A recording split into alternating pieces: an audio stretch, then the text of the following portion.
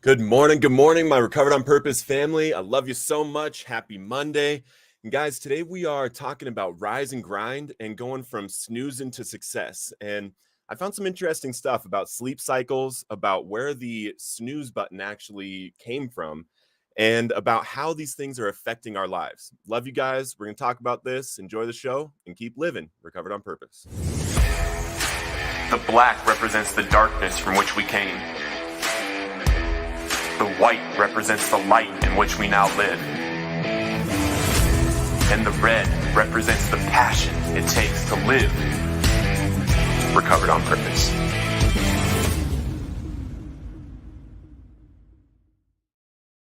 Good morning, everybody. I am actually really excited about this episode. I have put together some stuff and I actually learned a lot myself, and that's why I'm bringing it here, because I actually didn't even know a lot of the stuff that I'm about to talk about on the show about the sleep cycles that we go through, about where the snooze button actually came from, and how this has actually affected our sleep, our minds, and our overall success in life. So let me know where you're coming in from. Say what's up. Love to talk to you guys while we're doing this, but definitely want to get into it. So the introduction of the snooze button. It was first introduced in 1956 by General Electric Telecron's snooze alarm. And an interesting thing is that your iPhone or your phone, when you put in the snooze, you'll see that it has a automatic setting for like 9 minutes. And the interesting thing is there was no science behind this or anything. Back in the day when they first made the snooze button, they couldn't figure out, and it would have been much harder to figure out, making a double digit number where you could touch the snooze button and it would go for 10 or more minutes. So they're like, well, let's just do 9 minutes. So interestingly, the person that invented the snooze button took the easy way out. Took the easy way out to well, let's just do 9 minutes because it's easier. So I thought that was pretty interesting while I was going through that. And you know, another thing that we're talking about here is the sleep cycles and the stages of sleep. And something I didn't know is that during the night, while we're sleeping, we're actually going through a cycles of sleep over and over and over and over. It's not like one cycle of sleep. Once we fall asleep, for the next 8 hours, it's one cycle. Apparently, we're going through like 5, 6, 7 cycles per night of these different stages of sleep, which is really interesting to me. Um, and they work kind of in a way where we're going from you know REM sleep to not super deep sleep to super deep sleep, where we're actually like restoring our bodies and everything.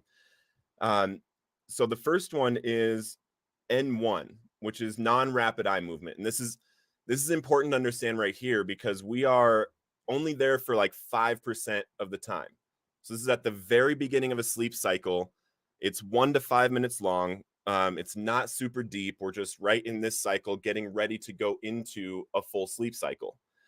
And then N2 is like the deeper sleep. This is where we spend most of our time, like 45% of the time of our sleep. And this is about 25 minutes in the first sleep cycle. And then it gets progressively more through the night because our sleep cycles actually increase in the amount of time during the night that we're actually asleep. So this one is actually about 25 minutes long, 45% of the sleep.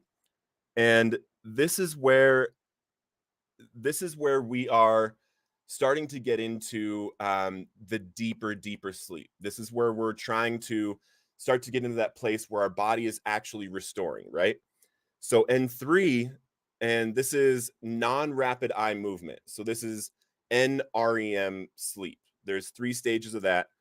And the third one is where we're actually healing, where our body, our muscular tissue, our immune system is boosting when we are getting in this N3 stage of sleep, which is about 25% of the total sleep. So we need to get to this place, and then we go to the rapid eye movement part of sleep, and this is where dreams happen. This is where you start to have nightmares or dreams. Um, And then you're also, you'll have involuntary movements of your body. Your eyes will move around a lot during this part of this stage of sleep. And each one of these is vital to the process of restoring ourselves, rejuvenating ourselves, and preparing for the day ahead of us, right? So these are the stages of sleep. And then I've talked about this in the past, but the first 20 minutes upon waking up, okay, this is called alpha brain stage. Alpha brain stage, right when you wake up, it's also been called the gateway to the subconscious mind. This is when your mind is the most impressionable out of any time during the day. So anything that goes into your mind, anything that you start consuming, anything you start reading or listening to in the first 20 minutes of waking up, that's what is programming your mind. Your mind is being programmed in those first 20 minutes upon waking up. And that's why it's important, like right when you get up, to get something going, turn on some worship music, turn on some, some kind of positive thing or podcast or something that starts to feed your mind with good thoughts, with positive thoughts, with something good. And hopping in here. What's up, Carolina? Good to see you. Thank you coming in from Illinois. By the grace of God, sober since January 13th, 2020. Let's go. Doreen, good morning. Good to see you from Wisconsin. I can still barely sleep. I've been clean for 150 days. I hear you, Jack. Give it some time, get some exercise in, and, work on it. Work on it. It is, it's worth it. It took me a long time to get back into sleep, but a lot of exercise, eating right, and then having some kind of morning routine that no matter what, I wake up when I say I'm going to wake up, because that makes it so that our body starts to train itself to, prepare to wake up at that time. So at night, it starts to say, all right, I need to get some sleep, and starts to work that way. Okay. Good morning, Pam. Good to see you. Good to see you. Yosha, good to see you from Bahamas. Lucky you. And then Phoenix coming in from South Carolina. Great to see you. Great to see you. All right. So the alpha brain stage again, this is what I'm talking about. In the first 20 minutes when you wake up, you want to start getting positive stuff in your mind, right? And you want to start getting, up and telling yourself, like, this is the time, this is me, I'm getting up, I have things to do, I'm waking up and getting my routine down, I'm getting all of these things done in the morning. The first thing I do when I wake up is I hop into super cold water, super freezing cold water. If you don't have a cold plunge, hop in like a cold shower if you want to try that out. But things like that start to train your mind that you're in control of it, not it's in control of you. And here's the interesting thing about if we start using the snooze button, or if we've trained our mind that we use the snooze button. So these are the harms of using the snooze button. And again, remember those sleep cycles. The first one, you're in it for like 1 to 5 minutes, that N1 stage. And then N2 is when you're really getting back into deep sleep. So if we hit that snooze button, that's around 9 minutes, our entire mind, our body, everything is preparing for an entire cycle of sleep again. Instead of being awake and alert and going to do things in alpha brain stage, when we hit the snooze button and we start to get back into a sleeping cycle, our body is unable to get back to alpha stage by waking up, and we're actually going to feel groggy, foggy, and unable to really get to where our brain is capable of for the entire day, just by hitting the snooze button once. And we also lose the alpha brain stage, because when we wake up and we start to hit that alpha stage, and then we hit snooze and we say, nope, I don't want it, and we go back to sleep and we go back into the, trying to get to delta state, our mind starts to train itself that we're not waking up at that time. We're not going to alpha stage. We're not, we're going to hit the snooze button. We're going to relax. And that starts to train yourself in that alpha stage, because you're about to hit that alpha stage. And then you say, I'm going to snooze. So you're actually training your subconscious mind that you don't do hard things, that you stay in comfort rather than going out and doing it, right? So if you're hitting that snooze button, it's got a lot of adverse effects that are really difficult to understand or see in the moment and in the habit of hitting the snooze button. And if you notice, if you just say, I'm not hitting the snooze button anymore, this is just a thing that you're cutting out of your life. If you start getting up right when your alarm clock goes off and you start hitting your feet to the floor, you turn on the lights, that's a really good trigger to start telling your brain, like, this is when I'm waking up. And if you do that for a week, you will notice yourself have more energy, more clarity, less fatigue, less grogginess, and you will start to get, those things done that you've wanted to get done. That's how it works. And you start to train your brain that you're somebody that does what it says it's going to do. Period. And then again, uh by hitting the snooze button and going back to sleep for those 5, 9, 15 minutes, whatever, and then waking back up, you will feel fogginess and grogginess for the entire day. You feel more fatigue by adding in those extra 5 to 10 minutes than you would in your life by not hitting the snooze button at all. So, and this is all based on, you can study this stuff. It's all been on the psychology magazine, I think is what I was reading. And then NIH did a study on this also. So it's interesting that, the snooze button has been such a comfort zone for so many people, yet all the science has come out saying, guys, this is really damaging you.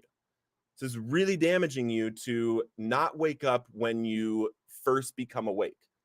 Like when you first become conscious, that is the best time to wake up and start getting something in your brain that is going to positively impact you. Like wake up and have, even just some worship music on to start getting some God love into you. Or get on a podcast or some Monday motivation or some motivational stuff on YouTube, whatever it is. When you wake up, get that stuff to start going in your head instead of saying, I just want to sleep. Because what you're doing is you're training yourself for the entire day, which eventually becomes your entire life, that I'm just somebody that wants to sleep through life. And I know that isn't you. I know that isn't you. I'm close to a year clean and I still have the worst sleep issues I've ever had. I hear you, Phoenix. I hear you. And guys, it's worthy of doing some studying on it yourself. Like without just listening to me about it, because our bodies could be different. There could be something that you're doing as simple as eating too late. If you eat carbs close to before bed, it's really hard to get to sleep because your body is starting to burn those carbs and use that energy, so it's hard to get to sleep. Or some sugars, some people have a hard time sleeping on sugars, so if you're eating at a certain time before you go to bed, that's a really big kicker. And then if there's no exercise, it's more difficult to get to sleep. Also, blue screens while you're trying to go to sleep, or 90 minutes before sleep, are a really big trigger for getting bad sleep also. So if any of those are true for you, if you're eating right before bed, or if you are watching TV to go to bed, or watching, TikTok or whatever on your phone in bed, these things will drastically impair your ability to fall asleep and stay asleep. So try those out and try getting some exercise in if you're not. So true. I hit snooze button 2 times for 5 minutes. Thank you. This helps me a lot. Awesome, Jack. Awesome. My snooze button's in my head, but I don't use it. Amen, Pam. Amen. The do not own an alarm. Amen. Good morning. Love you all so much. Try this stuff out. And guys, I love to hear from you. If you take any of these hints, or if you notice anything in your life with this stuff that we've talked about today, and especially if you implement it, like if you stop hitting the snooze button and you start to see some positive benefits in your life, I would love to hear about them. Come back on the show or message me in the messenger so that we can talk about it, and would love to support you. Love you guys so much. Enjoy the rest of your week and keep living Recovered on Purpose.